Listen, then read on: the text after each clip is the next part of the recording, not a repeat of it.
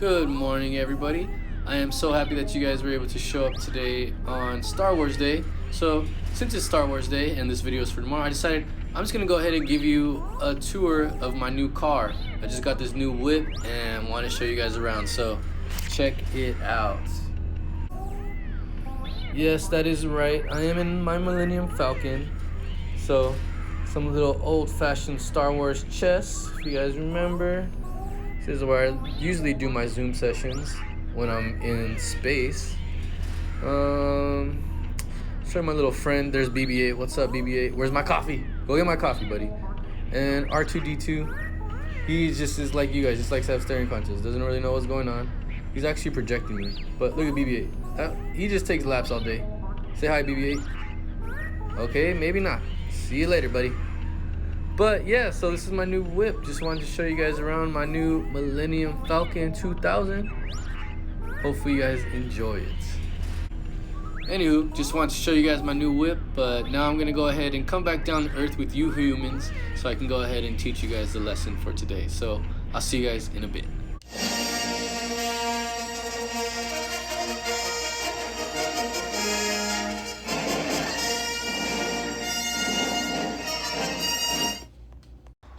Alrighty, I'm back now here on Earth with you humans to teach you guys. So yesterday, as a quick review, we talked about the Romans and we talked about how they built their empire and how Augustus, the first emperor, was the one that created all these rules and gave himself powers.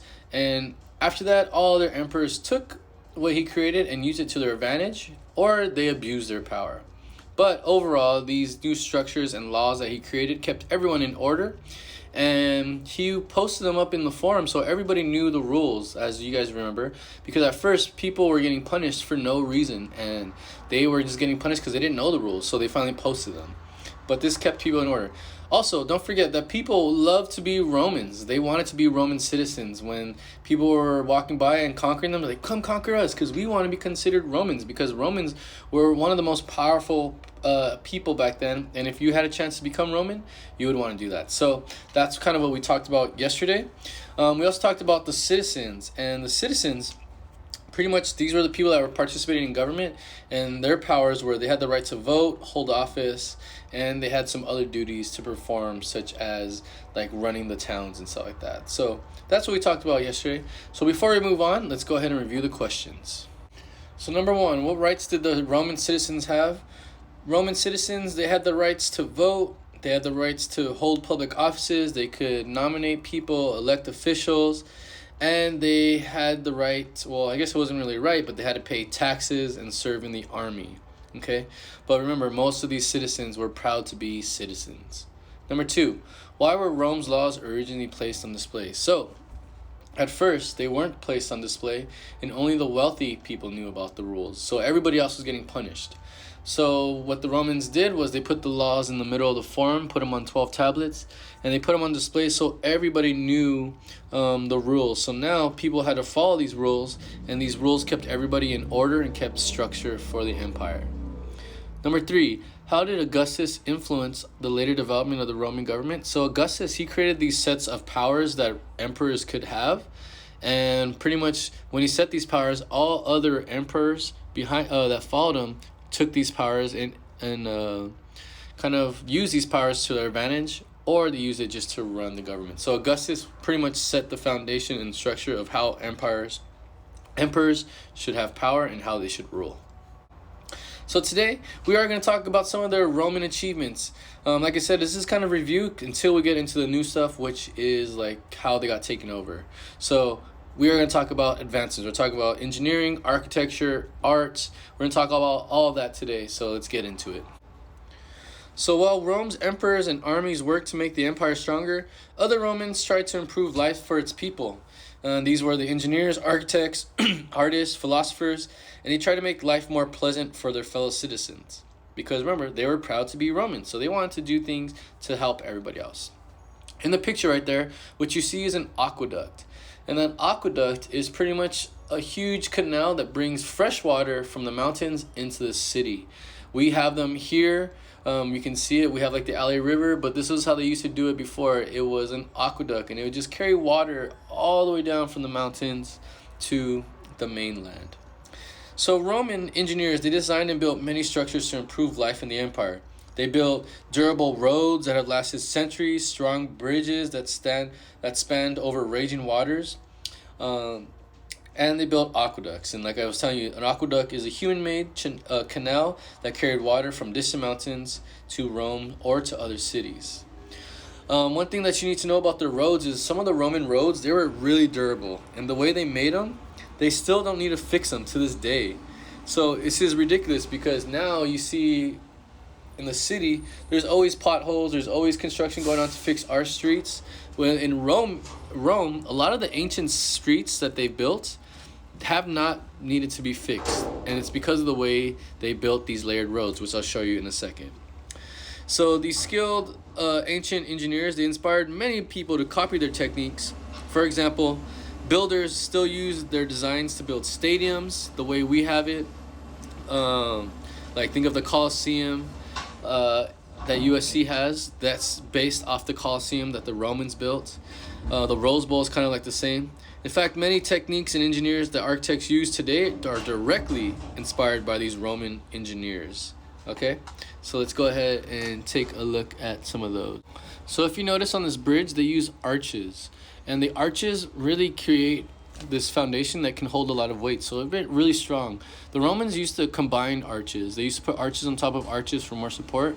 They would also use arches, 2 or 3 arches put together, and this would be called a vault. And this supported roofs of buildings, which I'll show you in the next slide. So here you can see the arch or the vault. So the vault is the picture on the left. You see these in hallways, in buildings, but that's what art of vaults was. It was a combination of these arches, and it allowed for strong structures. And you see these in like hallways, like in stadiums, maybe in Harry Potter, you see them walking through these hallways, but that's what a vault is. The next is you see the Roman road, and you can see how they layered it. They would put dirt, sand, stones, and then crushed stones as cement, and then more stone blocks. So these roads were so strong that they don't even need to be fixed or anything like that. So now, if you ever get a chance to go to Europe, even parts of like Latin America, they have roads that look like these cobblestone roads. And these were a lot stronger than the roads we have to this day because they were layered, and they could be used, and they're very durable. So architecture, this is the art of designing buildings, and it was closely related to engineering. So Roman architects and engineers, they used many of the same ideas. They consistently sought ways to make bigger and stronger buildings, and this was to show how powerful and wealthy, and they wanted to be the best of the best. So in addition to being large and strong, however, Roman architects wanted their buildings to be beautiful. And the way they inspired this beauty or put beauty into their artwork was that they were inspired by the ancient Greeks, if you remember. So they borrowed a lot of Greek ideas. For example, the Romans and the Greeks, they both used columns, and they use these columns in open spaces to make the buildings look elegant, to make them look majestic. But the Romans also added more innovation on their own.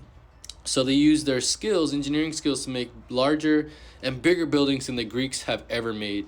And this had a lot to do with the arches.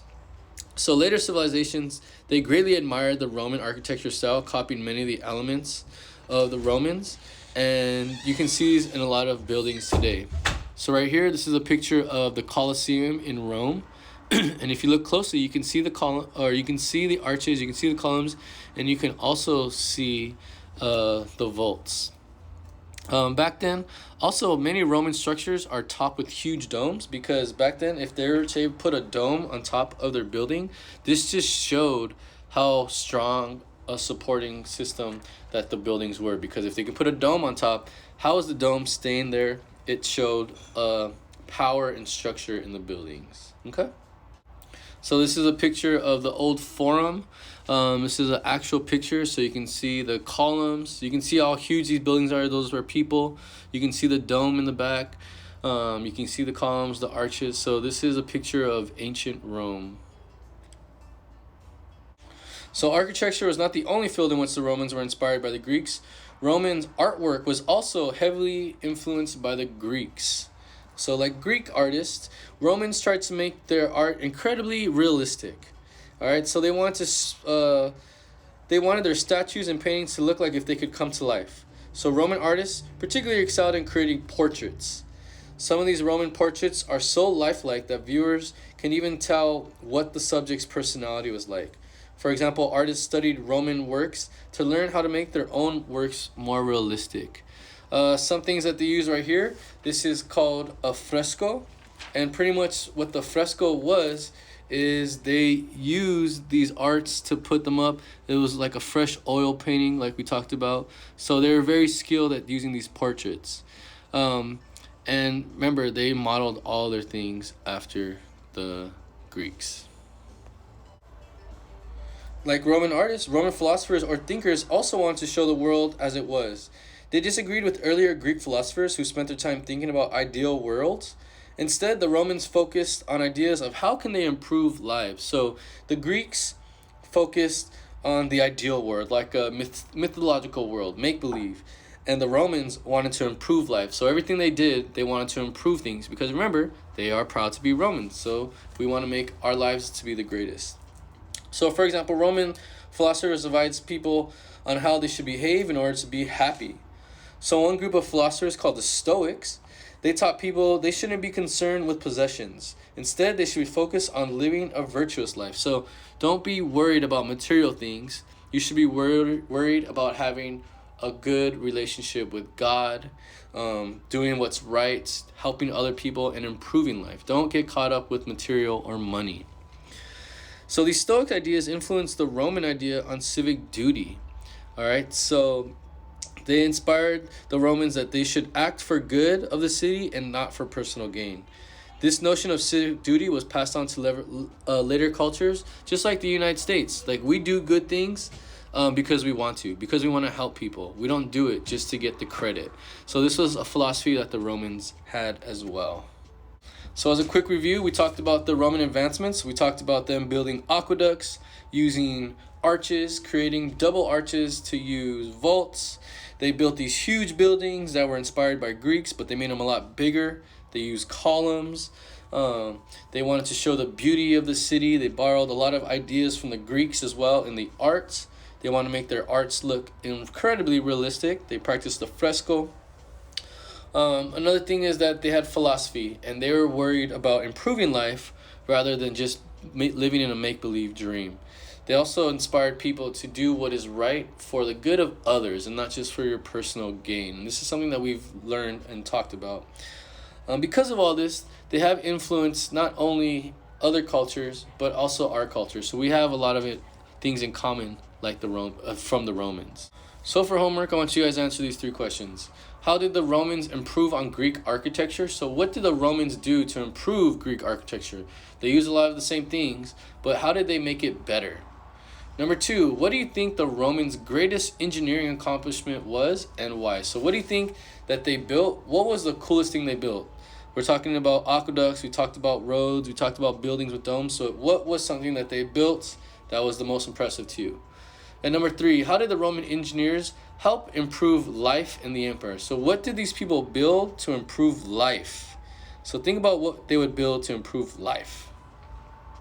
So that concludes our lesson for today, talking about the Roman advancements. If you have any questions, feel free to reach out to me. If not, I will see you guys all tomorrow in our live Zoom session for Wednesday. It was nice to see you guys all yesterday. So make sure you log in and sign in for Wednesdays so we can have some more fun together as a class. Looking forward to seeing you guys. Have a great day.